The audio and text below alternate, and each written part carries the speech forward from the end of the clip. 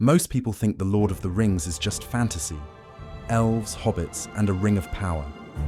But what if Tolkien encoded occult wisdom, Saturnian symbolism, and Solomonic magic right into Middle-earth? Stay with me, because once you see the hidden history, you'll never watch Lord of the Rings the same way again. The Lord of the Rings by Frodo Baggins. Welcome to the Occult Lens. More than film analysis, it's an initiation into cinema's hidden language. The One Ring and the Solomonic pattern. The Ring of Barahir. The One Ring isn't just jewelry. In esoteric readings, it mirrors the seal of Solomon, the legendary ring said to command spirits and bind demons. Tolkien, a scholar of ancient languages and myth, knew these legends. The one ring that binds all the others echoes the Solomonic master seal, one emblem to command the many. If a single ring binds the others, is Middle-earth secretly about who controls the controllers? In occult circles, Saturn is the Lord of the Rings. Rings of power, cycles, restriction, time itself. Esoteric commentators push the idea further. Rings, wedding rings, earrings, as symbols of devotion and obedience to cosmic law.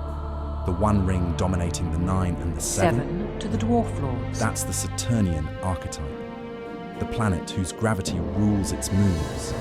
The principle that binds. Some interpreters claim connections between Shabbatai, Saturn, and Shabbat, and between El and ancient planetary cult names. Read these as symbolic overlays, not mainstream doctrine. Whether you buy it or not, the Saturn lens reframes Sauron's empire as the empire of time, lead, and control. Sauron's name even sounds like Saturn, and the unblinking eye tracks with an occult, all-seeing motif, often linked to Saturn. Surveillance, fixation, the gaze that never rests. In alchemy, Saturn rules lead, the heaviest metal, the corruption of spirit into weight. Watch how the ring drags souls down, Gollum twisted, kings becoming wraiths, noble intent turned into bondage. Gold is the alchemist's dream. Can Middle-earth pull it off? Gandalf, the Solomonic Magus. Gandalf isn't just a wizard, he fits the Solomonic Magus archetype, a guardian who knows the names of things, who descends to fight a chthonic power and returns transfigured. His battle with the Balrog is a ritual drama, descent, confrontation, death through fire and rebirth, Gandalf the Grey into Gandalf the White. That's classic initiation, and Gandalf's dialogue hides a Masonic trigger phrase. In The Hobbit, Bilbo blurts, "The unexpected luck of widows' sons." In Freemasonry, the widow's son is Hiram Abiff, master builder of Solomon's temple, slain and central to Masonic ritual. It's a tiny line, but to initiates, it rings. Solomon, builders, rings. At Saturn's North Pole lies a hexagonal storm, a natural six-sided seal in the heavens. In occult traditions, Saturn represents time, control, and binding.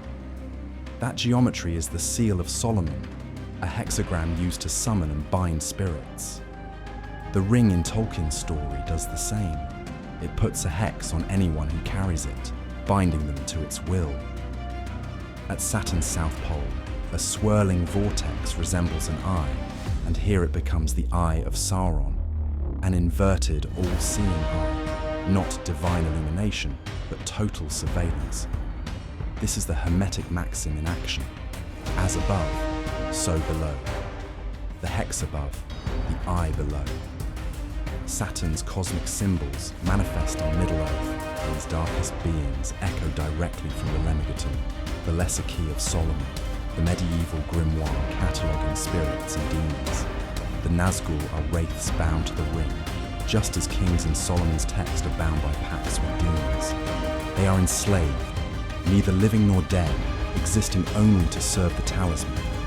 The Balrog, a spirit of fire and shadow, resembles the infernal beings described in the Ars Goetia, elemental demons of flame. chained to the abyss until summoned. Even Gollum, a degraded, twisted soul consumed by the ring, mirrors how the Goetia describes spirits corrupted by binding.